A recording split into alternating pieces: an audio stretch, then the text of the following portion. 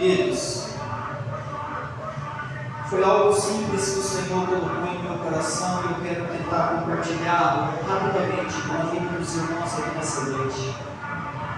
Sabemos nós que Atos dos Apóstolos é um mover do Espírito Santo de Deus através da vida dos apóstolos para poder ali ganhar e arrebanhar almas para o reino dos céus e apregoar a certeza e a manifestação do poder de Jesus, o Cristo ressurreto, que deixou por promessa para nossas vidas o Espírito Santo Consolador.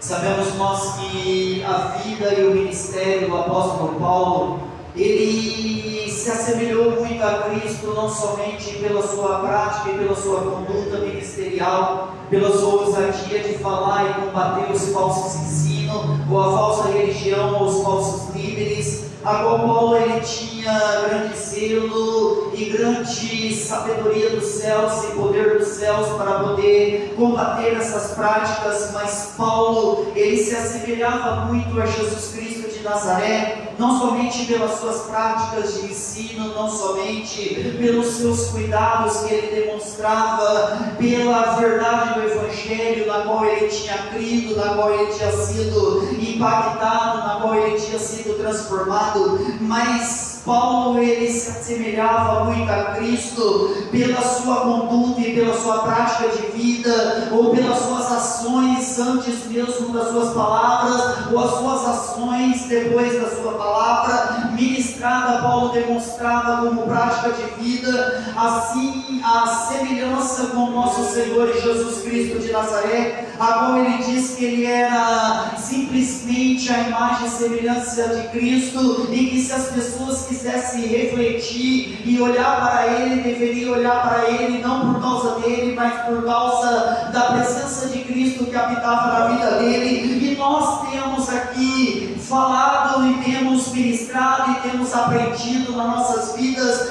que o apóstolo Paulo foi o maior missionário pós-Jesus, ou podemos dizer assim, o maior missionário normal, natural, assim como cada um de nós, mas impactado e inundado pela presença do Espírito Santo na sua vida. Mas vemos algo que chamava a atenção na vida do apóstolo Paulo, é que por onde Paulo passava, a palavra era pregada, vidas eram alcançadas, pessoas eram transformadas, igreja era estabelecida, mas só que Paulo tinha a demonstração de uma compaixão e de um zelo tão grande pelas almas que ele arrebanhava, que Paulo ele se preocupava primeiramente em sempre escrever e fortalecer a fé dos seus irmãos novos convertidos em Cristo. E se nós pegamos as cartas paulinas, nós vemos uma graça tão grande, uma presença tão grande de Jesus na vida do apóstolo Paulo a escrever, que Paulo sempre dizia nas suas escritos que ele nunca deixava de apresentar a vida dos irmãos em oração, e o desejo dele é que em todo momento ele pudesse ter a oportunidade de estar reunido com os irmãos e junto com os irmãos fortalecer as vossas fés. E eu sou grato ao Senhor aqui nessa noite, porque eu posso aqui se alegrar na presença de Jesus, juntamente com os meus irmãos amados, sabendo que o Senhor trouxe a cada um de nós aqui nessa noite para adorar e engrandecer no nome do Senhor Jesus. Paulo ele tinha um zelo muito grande, e quando Paulo está escrevendo essas cartas, Paulo sempre demonstrava o interesse e o desejo de estar congregado com os irmãos, para que ali pudessem fortalecer a vida dos irmãos, e assim também ele sair fortalecido, vendo os irmãos fortalecidos e fundamentados em Cristo de uma maneira especial.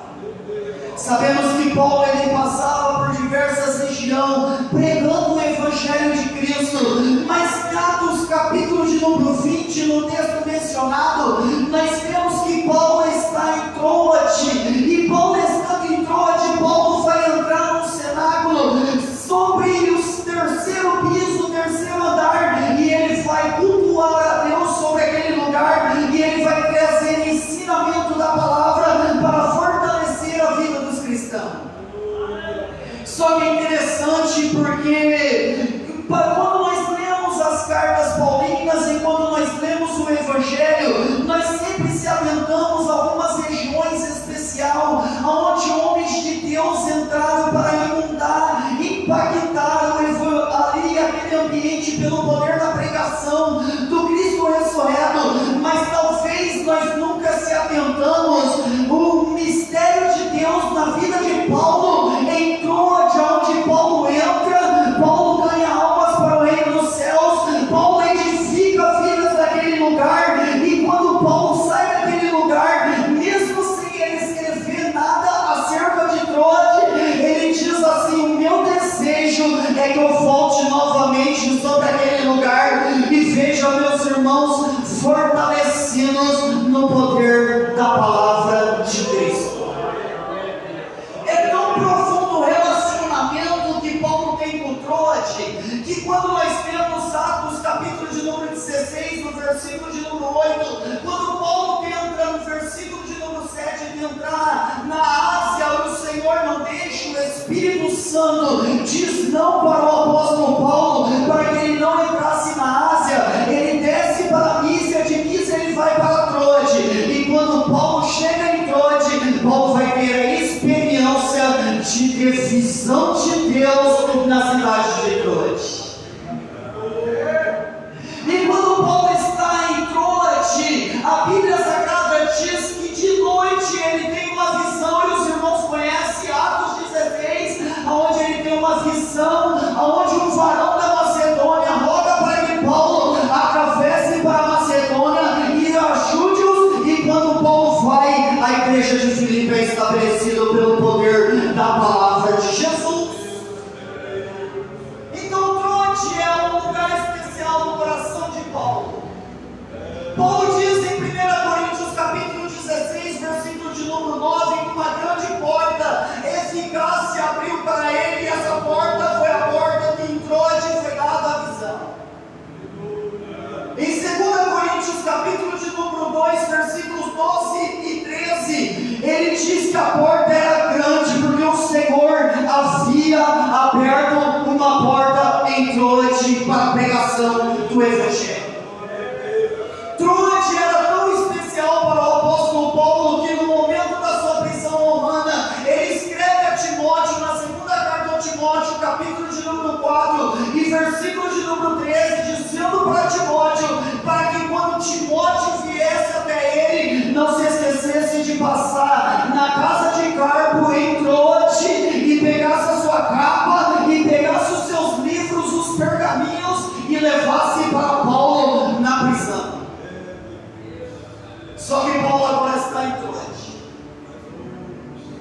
E quando Paulo está em Troade, Paulo quer pregar para os irmãos, Paulo quer ensinar os irmãos, Paulo quer ter momento de intimidade com a vida dos irmãos. E quando Paulo está em Troade, a Bíblia diz que no primeiro dia da semana, Paulo ele vai para o cenáculo, e dentro do cenáculo, Paulo vai começar a ensinar a palavra de Deus para os seus irmãos. E os irmãos vão entender o porquê o mistério que eu falei que era simples que o Senhor falou no meu coração. A Bíblia Sagrada nos mostra que o cenáculo era um lugar onde havia o ambiente do pátio, o primeiro andar, o segundo e o terceiro andar, e o terceiro andar era onde aconteciam os cultos e os ensinamentos da palavra, onde havia a manifestação do poder de Deus, porque quando nós olhamos pela Bíblia Sagrada, dentro do cenáculo é lugar de comunhão, dentro do cenáculo é lugar de culto, dentro do cenáculo é lugar de experiência, dentro do cenáculo é lugar de poder, dentro do cenáculo é lugar de manifestação da presença do Espírito Santo, dentro do cenáculo é lugar de cura, dentro do cenáculo é lugar de libertação, dentro do cenáculo é lugar de ensinamento da palavra, dentro do cenáculo, já foi dito aqui nessa noite, é de lugar de adorar a Deus em espírito e também em verdade. Então quando Paulo está no cenáculo, Paulo lembra das experiências que o cenáculo representa para a vida dos cristãos.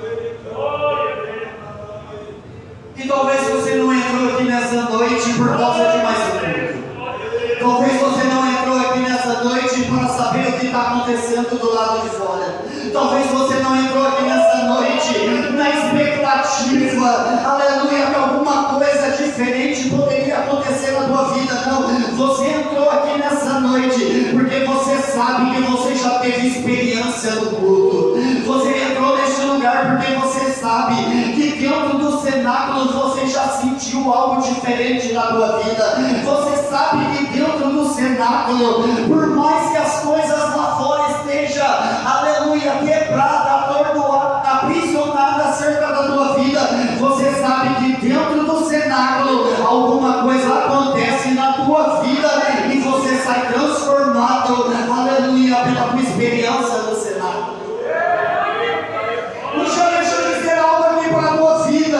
Quem entra no cenáculo não entra para prestar culto no primeiro andar. Quem entra dentro do cenáculo não entra para prestar culto no segundo lugar, porque o culto não é prestado no nosso nível de racionalidade. O culto é prestado no nível da autoridade daquele na qual trouxe a tua vida aqui nessa noite.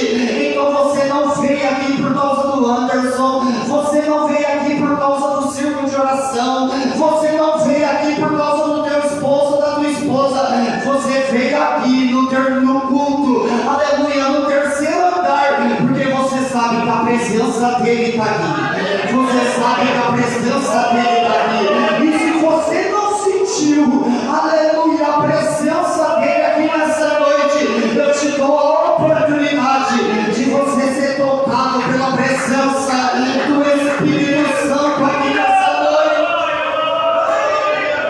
E dizer: Senhor, eu não estou aqui na minha naturalidade, porque se fosse pela tua naturalidade, você não ia conseguir cultuar, você não ia conseguir adorar, você não ia conseguir mencionar palavras, você não ia conseguir tocar uma nota de adoração ao Senhor.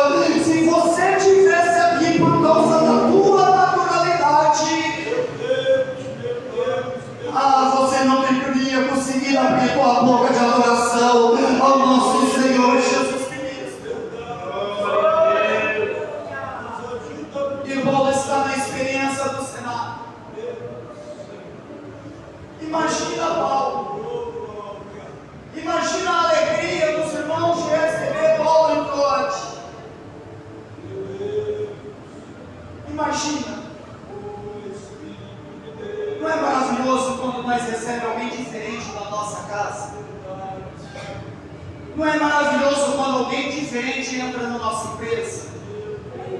Não é maravilhoso quando alguém diferente cruza o teu caminho no meio da rua? Não é maravilhoso quando você sente que tem alguém ali que é guiado pelo Espírito Santo, não é conduzido pela carne, e de repente você tem um contato com esse tipo de pessoa? As pessoas estão vendo em Troade passar alguém que tem diferença, alguém que tem experiência com o Senado, alguém que tem experiência com Troade, alguém que tem experiência, aleluia, com alguém que é do céu operando na terra. E Paulo ali naquele lugar vai começar a atrair as pessoas para poder ouvir a pregação do Evangelho. Só que isso é lindo porque uma grande multidão de discípulos se junta ali a Paulo, e Paulo vai ter um momento da comunhão com eles, Paulo vai ter ali um partir de pão com eles, e Paulo vai ministrar a palavra, mas só que a palavra vai se alargando, porque a palavra não se alarga por causa de quem prega, a palavra se alarga por causa da disponibilidade de quem ouve. Quando tem alguém disposto para ouvir a palavra, o Espírito Santo conduz e dá graça pelo poder da palavra. Eu já venho ouvindo nos últimos cultos aqui neste lugar, eu não sei se foi só eu que ouvi, não sei se eu estou doido, mas tem culto que não dá vontade de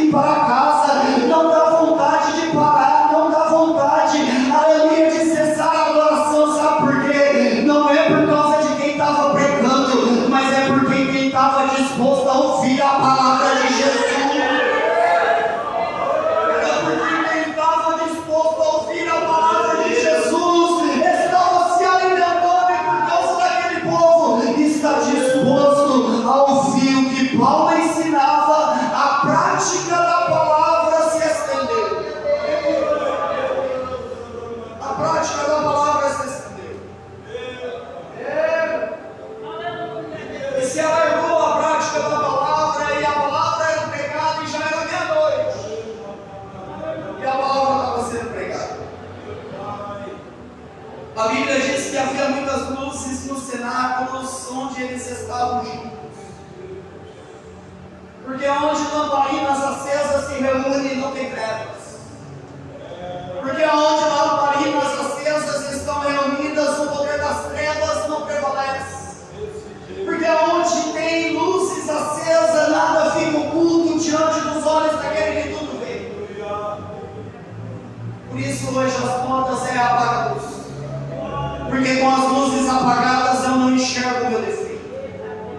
Com as luzes apagadas eu não enxergo os meus atos cerrados no corpo.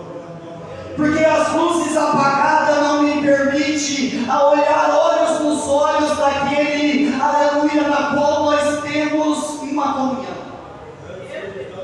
Só que havia luzes no cenáculo e todo mundo está enxergando todo mundo tem uma visibilidade de tudo aquilo que está acontecendo, mas o povo está preocupado com a prática da palavra que Paulo está pregando e está despreocupado com o que está acontecendo do lado de fora.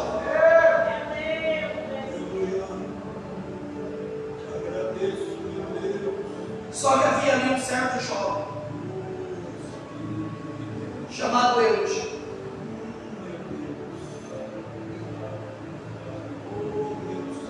Estudo sobre isso bate muito em nós. Só que o Espírito Santo do Senhor não me trouxe aqui para bater em ninguém. O Espírito do Senhor me trouxe aqui para trazer vida para alguém.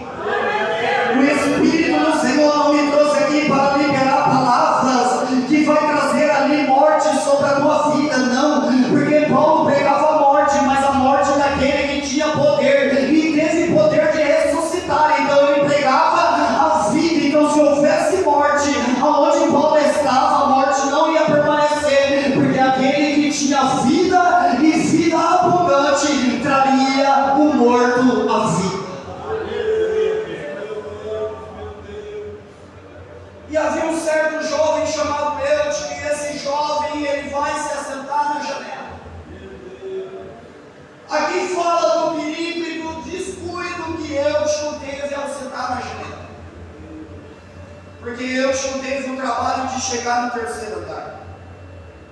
Eutico teve a dificuldade passada na sua jornada, caminhada espiritual para poder alcançar o nível do terceiro piso. E só quem já pagou o preço para chegar no terceiro piso sabe o preço que é quando nós estamos no piso inferior. E isso eu não estou dizendo a questão de cargo e posição eclesiástica, eu estou dizendo a vida espiritual e profundidade do Cristo.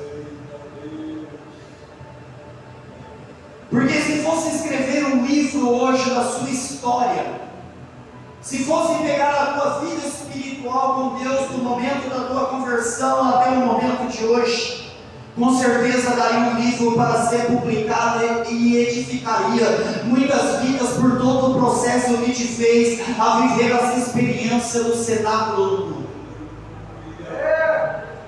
Só que Eutico, talvez por alguma maneira, Eutico, ele entra dentro daquele lugar, ele sobe sobre aquele lugar, ele se chega sobre aquele lugar, mas por alguma razão, Eutico não está ali mais dando importância para o que está sendo pregado. Antes Eutico quer ficar na janela, mas o que significa Eutico na janela? Ele tanto está preocupado em adorar a Deus aqui, vamos saber o que está acontecendo do lado de fora lá. Eu vou trazer para o dia de hoje. Tem muitos que poderiam estar aqui, mas está preocupado com quem vai governar a nossa cidade no próximo ano lá fora. E o Senhor está dizendo: ei, a tua vida, a partir do momento que tu entregaste para mim, quem governa a tua vida sou eu, quem supra a tua necessidade sou eu que dou autoridade sobre reis e governantes sobre a face da terra. Tu exerce o teu, aleluia, o teu dever de cidadão,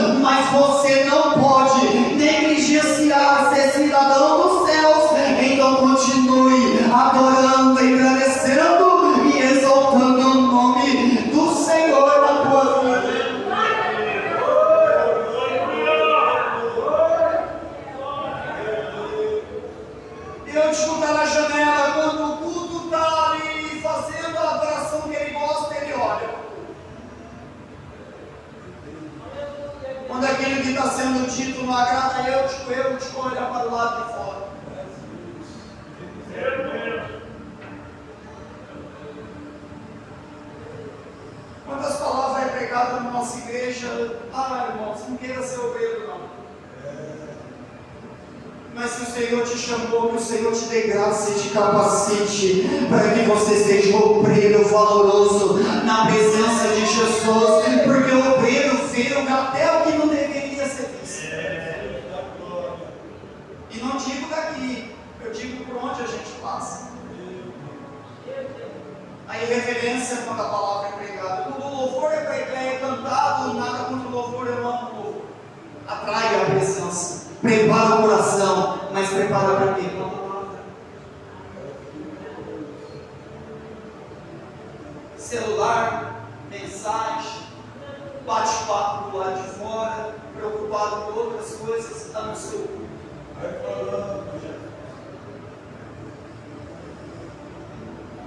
Aí o diabo pega.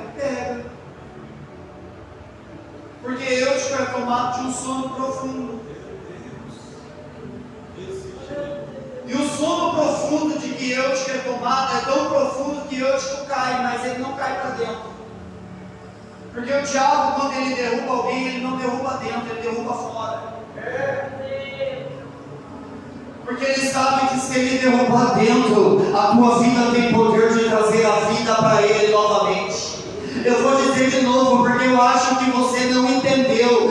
Você tem poder de levantar morto, aleluia, que cair diante da tua vida, porque Jesus te deu essa autoridade, e a autoridade que Jesus ele deu para a tua vida, ele não revoltou, aleluia, antes ele confiou sobre ti, e por isso o diabo sabe que não adianta derrubar Eutico diante da tua presença, então ele lança para o lado de fora.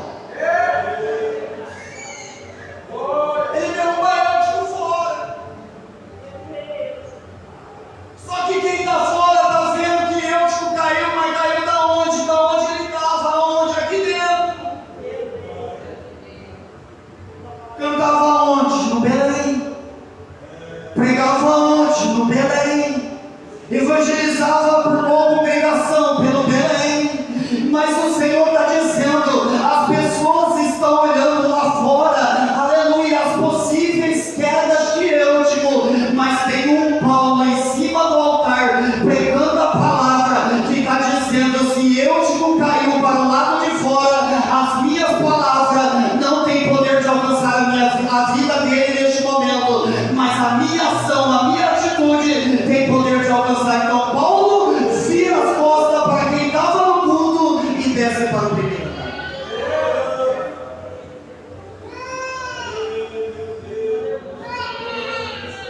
Lembra de Geazi e Eliseu e o filho da sunamita que estava morto? Eliseu dá cajado para Geazi, para que Geazi vai, Geazi vê, o menino está morto, ele estende o cajado sobre a cabeça do menino, mas só que o menino não tem voz e não tem sentido. Sabe por quê? Porque morto é inanimado, e muitas das vezes queremos liberar a palavra e queremos que o morto fala e que ele demonstre sentimentos. Só que quando Geazi volta para Eliseu, ele diz assim, não tem voz e não tem sentido, ele está morto, estende o cajado sobre ele e nada aconteceu.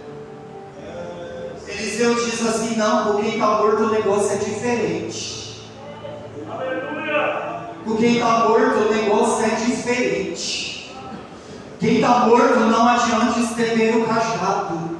Quem está morto não adianta liberar palavras dizendo assim, eu te falei que essa conduta tua ia te levar à queda, eu te avisei que se você permanecesse da maneira que estava, a qualquer momento uma cilada seria posta contra a tua vida e tu receberia uma queda e seria morto. Mas não é isso que Jesus falou no meu coração. O que Jesus falou no meu coração, não temos tratamento de vivo para quem está morto. Porque quando o Eutico cai, quem está do lado de fora está levantando o Eutico e colocando o Eutico no alto, dizendo que está morto. Só que morto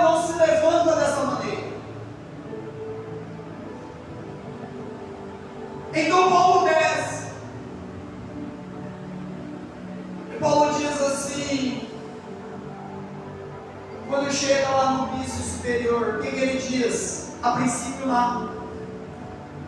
Porque Paulo sabe que palavras sem obras não vai adiantar. Paulo desce. E quando Paulo desce, aqueles que levantaram o morto colocam no chão, sabe por quê? Porque quem não tem poder de trazer a vida ao morto não deve tocar.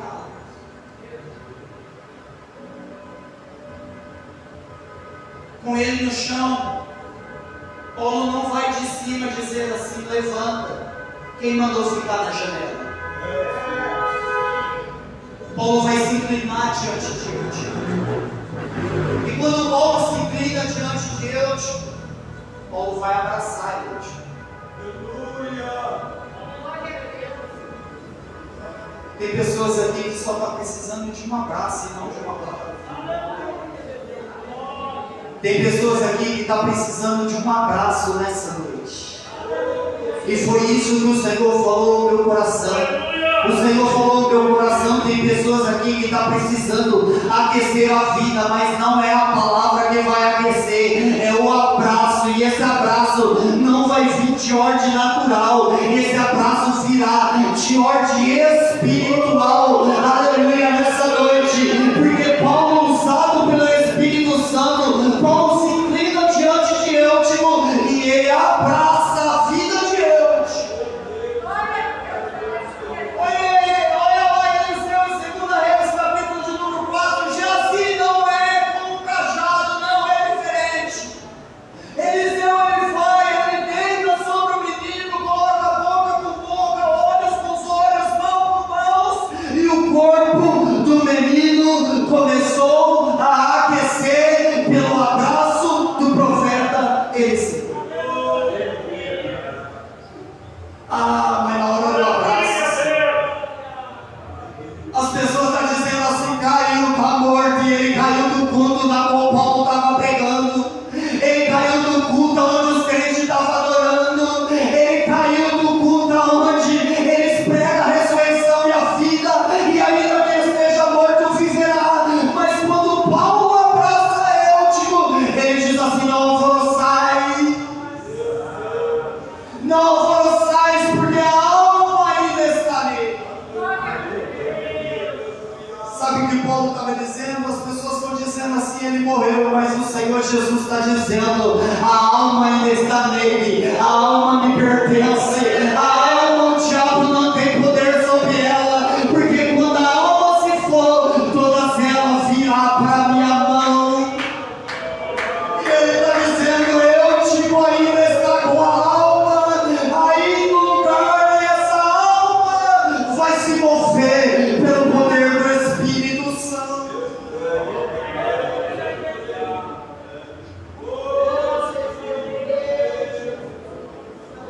Aí Paulo volta para onde? Para a comunhão do Senado.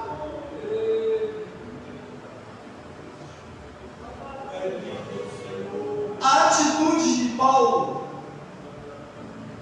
de cessar o seu sermão para abraçar a vida de alguém fez com que a prática da palavra ficasse até amanhecer.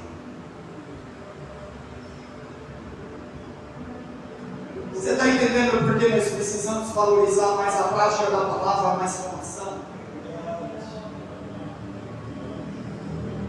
Porque as pessoas vão começar a ter mais desejo de ouvir a palavra. Só que eu tenho 3 minutinhos aqui, pastor, permissão de colocar a igreja de pé. Eu quero que a igreja se coloque de pé. Quero fazer algo que o Espírito Santo falou no meu coração aqui. Se junte 2 a 2 aí, de preferência homem com homem, mulher com mulher, não sei se for casado. Se junta aí, 2 a 2 aí. Você não vai liberar a palavra para esse homem. Você não vai liberar a palavra para a vida dessa mulher. Mas eu quero aqui, debaixo da autoridade do Espírito Santo aqui nessa noite, que você dê um abraço na vida desse homem, que você dê um abraço na vida dessa mulher. A princípio Paulo não diz nada,